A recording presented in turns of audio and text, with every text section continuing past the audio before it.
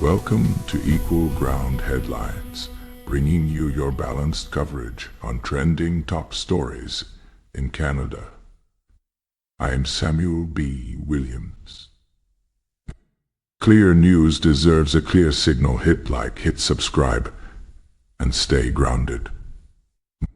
North of the border, Canada has been rocked by political upheaval and a snap election that has just concluded.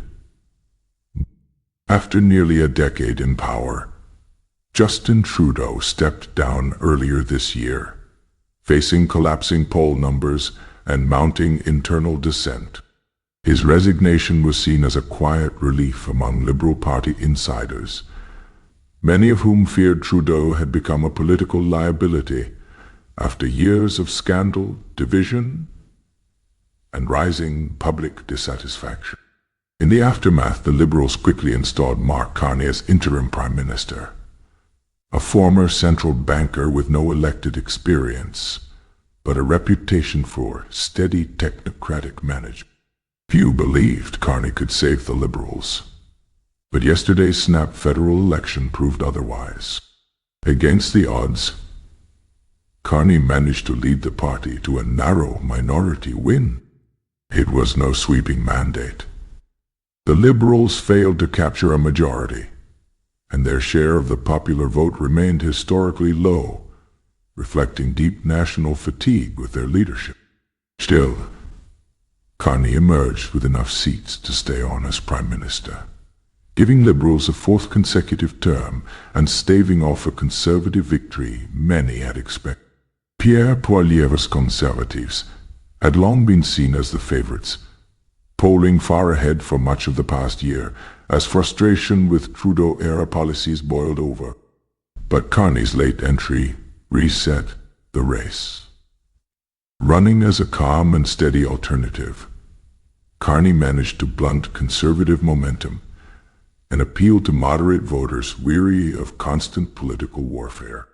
A major turning point came mid-campaign when President Trump imposed heavy tariffs on Canadian exports, roiling Canada's economy and giving Liberals an unexpected boost. Carney seized the moment, portraying himself as the steady hand capable of standing up to Trump's aggressive trade moves and defending Canadian sovereignty on the world stage. That message resonated with enough voters to reframe the election from a referendum on Liberal scandals to a choice about stability and national unity. Even so, Carney's victory is fragile. Trudeau's legacy of division and economic pain still weighs heavily on the Liberal brand, and Carney inherits a government with little margin for error. Conservatives point out that the Liberal vote share is weak, and argue the party's survival relied more on fear-mongering than a real endorsement of its record. For many on the right, Trudeau's political fall remains a major victory, a rejection of years of overreach, high spending, and cultural radicalism that alienated a broad swath of Canadians. Though the Conservative Party fell short of forming government this time, the dynamics in Ottawa have clearly shifted. Liberals now face a combative minority parliament and growing regional discontent. But Mark Carney's challenge is enormous.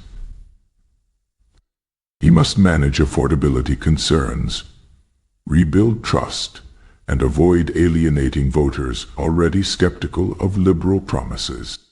For now, however, the Liberals have lived to fight another day, thanks in no small part to a steady, low-drama figure, stepping in where Trudeau's bombast failed. Meanwhile, another major political shift unfolded in Canada just weeks before the election, one that spoke volumes about the changing mood of the country. In March, the Liberal government, still under interim leadership, announced the immediate cancellation of the federal consumer carbon tax. The carbon tax, a Trudeau-era pillar of climate policy, had become deeply unpopular among working Canadians struggling with rising food, fuel, and housing costs. The tax was repealed through regulatory changes, ending extra charges on gasoline, diesel, and home heating fuels across provinces without their own carbon pricing plans.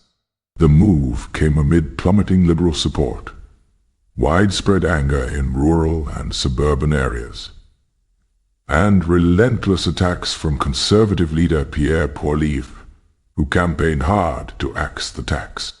With affordability polling as the #1 concern for voters, the Liberals saw no choice but to jettison one of their signature policies to stay politically alive: war. Small businesses and families, especially in regions like Alberta, Saskatchewan, and Atlantic Canada, immediately saw relief at the pumps and on energy bills. The Canadian Federation of Independent Business, which fought the carbon tax for years, hailed its removal as a long overdue victory for common sense over ideology. Mark Carney, upon officially taking Liberal leadership, endorsed the decision to suspend the tax, signaling a pivot toward a more incentive-based climate policy rather than direct consumer penalties. Environmental groups are furious, warning Canada cannot meet its emissions targets without meaningful carbon pricing. But for most Canadians, cost of living concerns outweighed climate ideology.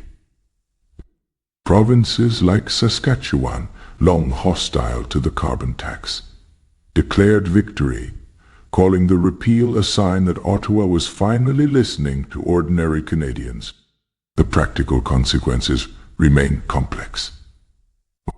Without the consumer carbon tax, the fate of quarterly rebate checks remains uncertain. Some households may see only modest financial gains. Meanwhile, Parliament will eventually need to formalize the repeal through legislation. Carney's minority government may face pressure from left-wing parties to find alternative climate measures. For now, however, Canadians are enjoying a rare moment of financial breathing room. Gas prices have fallen slightly, and businesses see one less layer of regulatory burden. Conservatives, while disappointed by the election outcome, are celebrating the carbon tax rollback as proof that sustained pressure, clear messaging can force policy change. Mark Carney, once a global advocate for carbon pricing, now faces a difficult balancing act.